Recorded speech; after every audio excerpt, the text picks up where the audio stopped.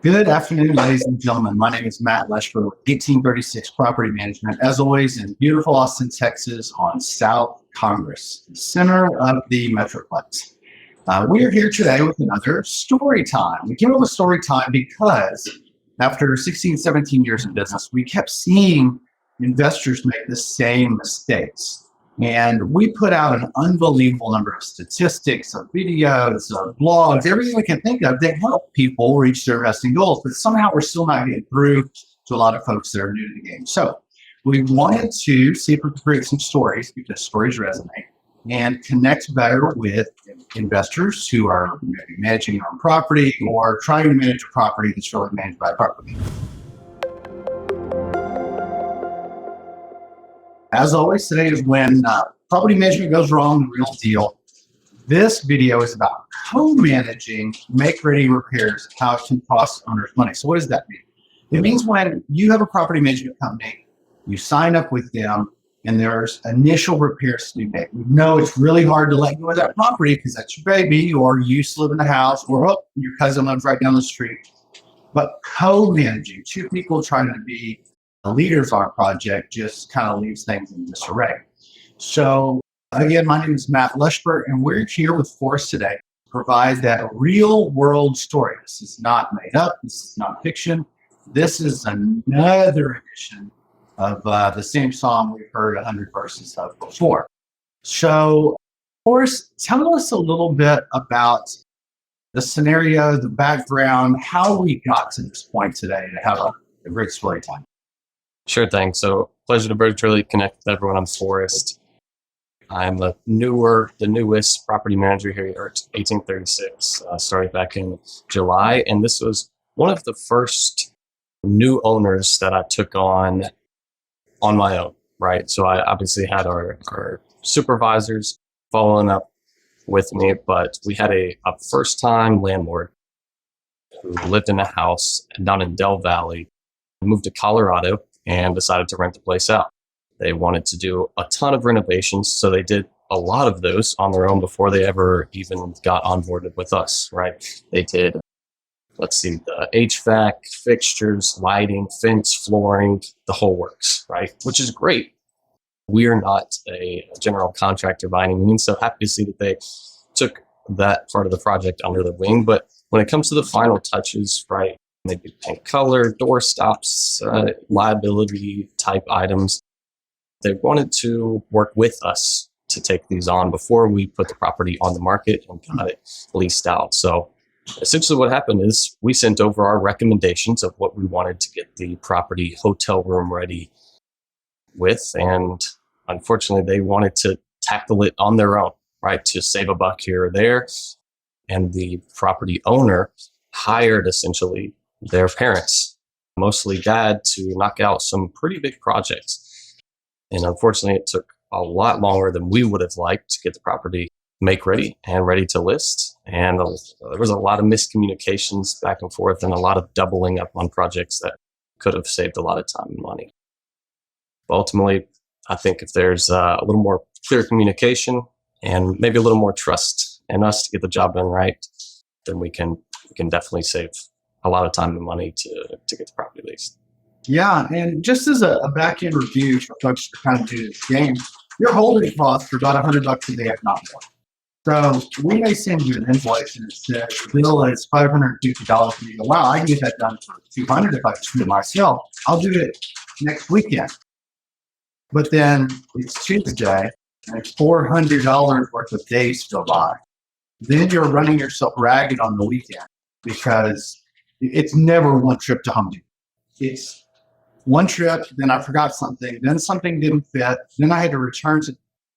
It'll drive you nuts. And so I don't think people take into account that holding time and just freedom because you hired somebody else to take care of it. Let them take care of it. Let them do what they do. You go do what you do, including enjoying time with your family. Let that money go because it's going to come out to the same level on more in the long run. So I know we've got a big chronology here for us of kind of what happened and is there a way you can summarize it in a short video of kind of how things went and what went wrong with it?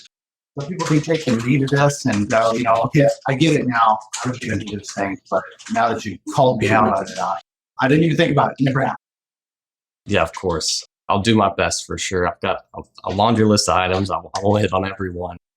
I'll try to hit on the big things. So we onboard the property. Our property management agreement commencement date was on August 15th. All right, we got everything that we needed to go to start the make ready process on August 17th. I'll jump to the end. We didn't get the property listed until November 2nd. We didn't get the property leased out until December 13th, right? That is a lot of time, obviously, like I was saying, for it to build up our holding costs. In this scenario, I think the house is actually paid off, but even so, that's all of those days that you're not collecting the rent. Ultimately, we sent over our list of make-ready items for the dad to complete. We had a projected end date or completion date of September 12th. We got pretty unresponsive for a bit and didn't get any answer until September 23rd. And then we had a lockout, a rekey situation that was unnecessary, essentially. As most of you probably know, the Texas Property Code requires that we rekey the property within 7 days after a tenant moves in. They saw that somewhere in the paperwork and said, oh, we'll just rekey the property now. We show up to review the father's work, and we're locked out, right? So that adds another few days over the weekend, lack of communication. And this is at the beginning of October. So we finally get in the house, send an updated list. They said that they want to complete more, and they send dad back out without consulting or asking. So now we're just going back and forth in October to repaint, key, obviously, repair some plumbing here and there. Long story short story long, we end up at the end of October and we finally have multiple repeated repairs between the father of the owner and our vendors. And we end up billing the owner about $2,500 for all of our vendors' make-ready repairs. I'd say at least $1,000, which were repeated from the father's repairs. But then once we list in November, and we're probably all familiar with the prime season of leasing, is not Thanksgiving or around the holidays, right? So it takes us 28 days to get the property leased. And on top of that, we originally were shooting to rent right around $2,500. We get a much lower rate at $2,150. And then the last thing I'll touch on is that all those big make-ready repairs that the owners completed before they ever got onboarded us, a lot of them were really unnecessary. We ended up being the best house in the neighborhood, which sometimes is a good thing, right? But that's not what you want because you're doing a lot of repairs that are unnecessary. It's pulling down the market value by being surrounded by properties that don't look good as yours. We were super proud of the final product, but from an ROI and investment standpoint, they were pretty unnecessary. So I hope that kind of wraps up the entire timeline and some of the mistakes that were made. Yeah, absolutely. So I'm going to summarize some of the main events that I saw that I pulled out of your notes for folks to just kind of get. We've gotten 35 exposures in front of us. Don't rekey the property. Don't do that because we do this on move-in day or within a couple of days up. They schedule directly to tenants. The reason being, if you do it beforehand, maybe in the property code, what happens if a vendor or a realtor or somebody else loses the key or they have access to the property? So now they can copy it. Where if you do it with the residents, can't be copied, can't be duplicated. We keep on our safe. That's it. So you have lowered your liability as an owner. That's part of the invisible risk, right? We reduce visible and invisible risk to those investors. That's an invisible one. So don't do it. We have vendors that do it, and they do it right. They also check smoke detectors, carbon monoxide detectors. They double check the locks. They meet the property code all the way around the house. Let that go. The other thing is, somebody had a bright idea for removing the garbage disposal.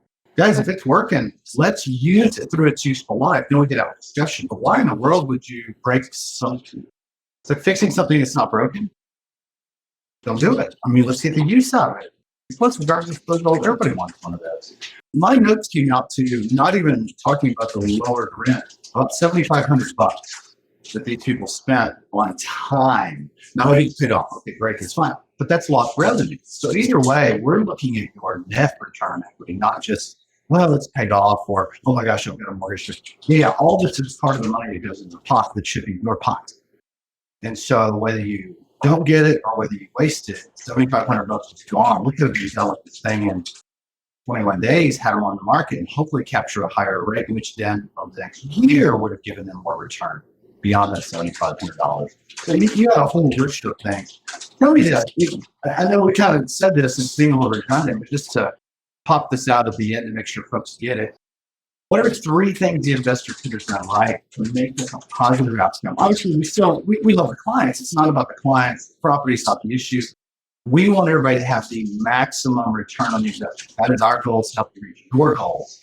And so that's why we're here. And if we don't address these things, again, it's never personal.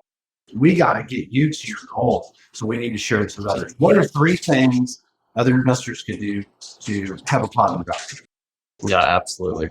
I think the first and foremost is just to hire a professional, right? Delegate out the work, whether it be make ready, whether it be listing the property, finding tenants. All of these things can be done by professionals. And obviously, at 1836, we do all these at a very high level, right?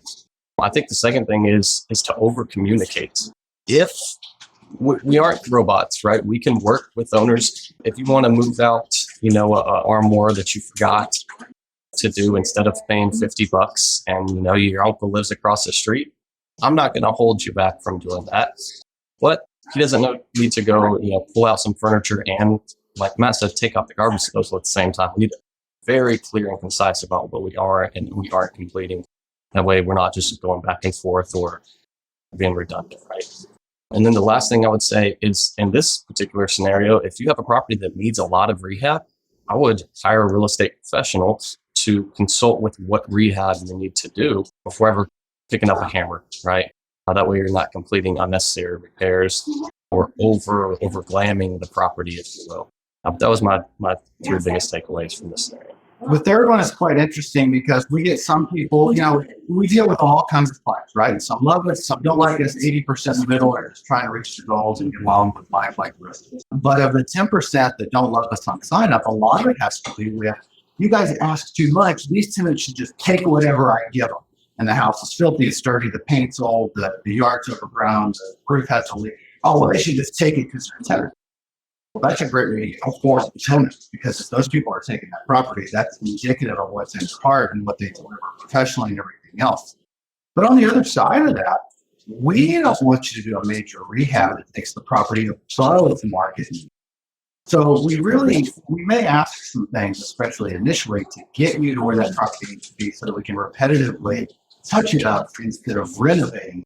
But we also don't want you to renovate it up here. We want you to come in and go, this is going to cost me a fortune. Well, we don't need steel and glass. We just need market, make ready condition. If you were to go into that market and have a home that was ready to be sold, what would that mean? And that's what you need rental requirements. If the paint's done right the first time, hopefully we can touch it up. If the yard's really cleaned up, hopefully the tenants will keep it. If not, we've got to document, turn it to that one. So I think this needs to be looked at holistically. We want to take care of the residents. The residents take care of the property delivers results to the owner.